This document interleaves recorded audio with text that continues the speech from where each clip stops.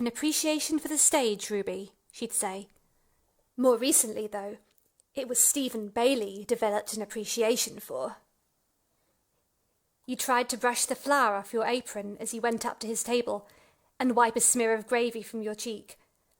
Hardly the kind of glamorous meeting you dreamed about.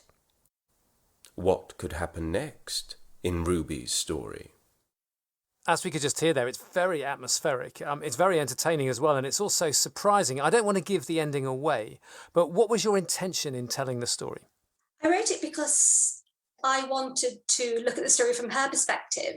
If you're a young teenage girl, as she is in my story, and you might have a relationship with an older man, how do you feel about that? How do you deal with a situation where there does feel like there's a big power imbalance, where you might not feel free to do or say what you want to do in that relationship? So that was really where it's coming from. I started writing it in the summer of 2017, just as the Me Too movement was gathering force. So I guess a lot of these ideas about relationships and power dynamics and consent was something that a lot of people were thinking about at the time. So that was really where it started. And then, of course, I put it in this 1940s setting, which was a lot of fun. The winter of 1947 was a particularly cold one.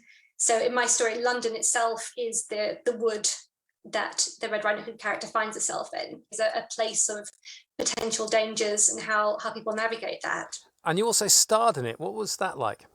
It was fun. Yeah, so I played the Red Riding Hood character, waitress called Ruby. It was all recorded. It was a show for 2 people at a time. So how it worked was the 2 audience members went into a bedroom. It's like a 1940s girl's bedroom, and they got into a bed together or sat on it if that was more comfortable. And they put on headphones and bedside radios. And then one person heard Red Riding Hood's side of the story. The other person heard the Wolf character's actor called Stephen. They heard his side of the story. And then depending on what you heard, you understood the events differently. That's an incredibly unusual way of presenting something. How did the audience respond to that? People responded really well. It generated a lot of discussions about power and about intimacy. And Elizabeth, a real driver for people getting impressions of things in the modern world, where we get our modern folklore from, I guess, is through films and television and so on. Do you think there's been a move recently for more positive depictions of wolves in these sorts of media? Yeah, I think there's been some really interesting representations more recently in the last 20 years. Say, I'm thinking of something like the Canadian horror film from 2000, Ginger Snaps, where you've got a teenage girl who becomes a werewolf and she gets her first period. So again, it's linking, in this case, it's linking being a werewolf to fears about puberty, changing bodies, and the idea that you might start developing appetites, which society tells you are unacceptable, and so on. So I think a lot of these more recent interpretations are really going into that question of why we find wolves so scary. Is it an aspect of ourselves that we fear or that society fears? And is it something that we should be embracing instead? So yeah, I think there's been some really, really interesting explorations, and I'd love to see more of them.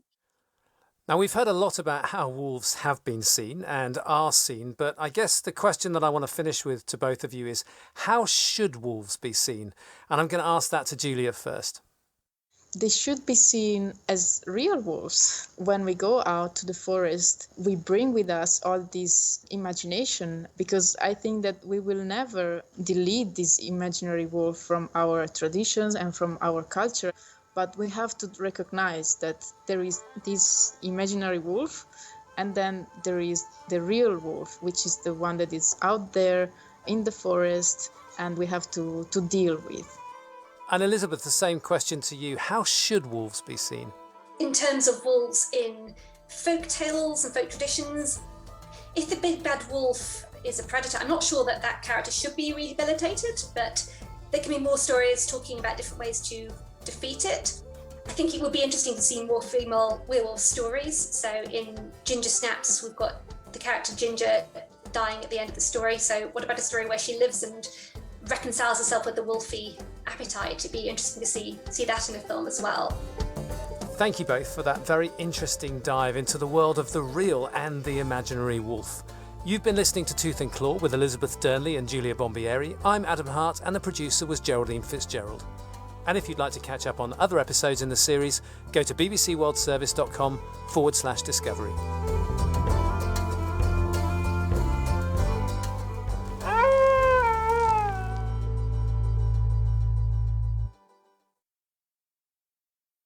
This is the BBC World Service, and here's Harriet Gilbert to tell you about the next World Book Club. 10-year-old Darling and her friends live in a shanty town called Paradise, which it's anything but. They dream of living somewhere else, but when Darling moves to America, she finds this new paradise brings challenges of its own. Zimbabwean author No Violet Bulawayo will be joining me to chat about her novel, We Need New Names. World Book Club, from the 2nd of April. And at bbcworldservice.com, The Conversation. Pioneering cinematographers Rachel Morrison and Lilia Salami talk about their shared passion for bringing stories about women to the big screen. They discuss the challenges and the unexpected advantages of being a woman on a film set. The Arts Hour is next. This is the BBC World Service, the world's radio station.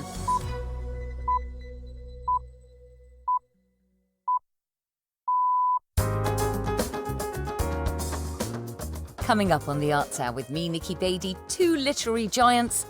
I'll be talking to the best-selling Booker Prize-winning Jamaican author Marlon James. We discuss his latest book, Moonwitch Spider King, the second in his fantasy fiction Dark Star trilogy.